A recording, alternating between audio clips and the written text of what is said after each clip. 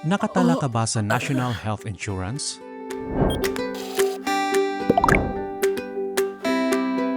Kung mayroon kang sigurong pangkalusugan, maaari kang makatanggap ng paggagamot sa mababang gastos. Ang pagpaparehistro para sa sigurong pangkalusugan ay simple. Ang sigurong pangkalusugan ay isang sistema kung saan ang pamahalaan ay tumutulong saklawin ang iyong mga gastos sa ospital. Kung ikaw ay nakatala sa sigurong pangkalusugan, ang iyong mga gastos sa ospital ay mas mababa kapag ikaw ay nagkasakit o napinsala ang katawan. Ang mga dayuhan ay tumatanggap ng parehong mga benepisyo tulad sa mga Korean national. Kapag nagtatrabaho ka sa Korea, dapat kang magpatala sa sigurong pangkalusugan.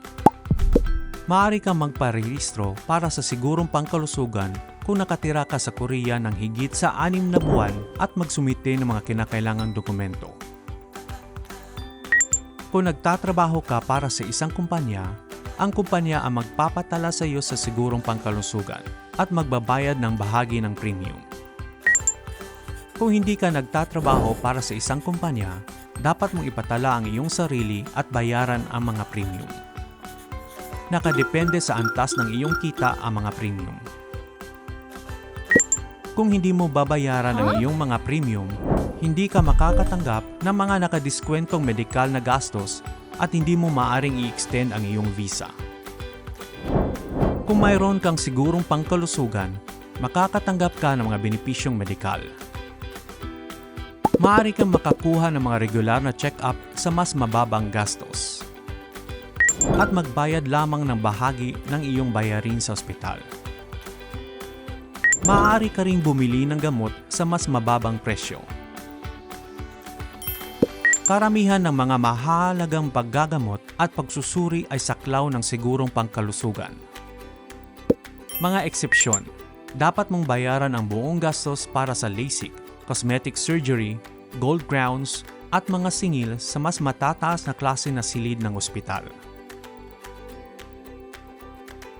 Kung aalis ka sa iyong trabaho, otomatiko kang magiging isang lokal, nakabatay sa komunidad, na taga-subscribe. Kung hindi ka sigurado, tawagan ang linya ng konsultasyon at magtanong.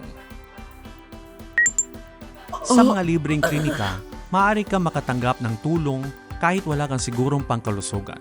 Ngunit maaaring kailanganin mong maghintay ng mahabang panahon. Ang mga imigrante mula sa ibang bansa ay dapat din magpatala sa sigurong pangkalusugan. Bayaran ang iyong mga buwanang premium.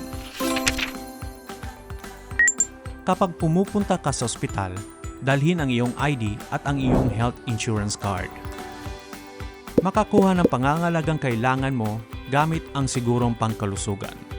Magpatala sa sigurong pangkalusugan at protektahan ang iyong kalusugan habang naninirahan sa Korea.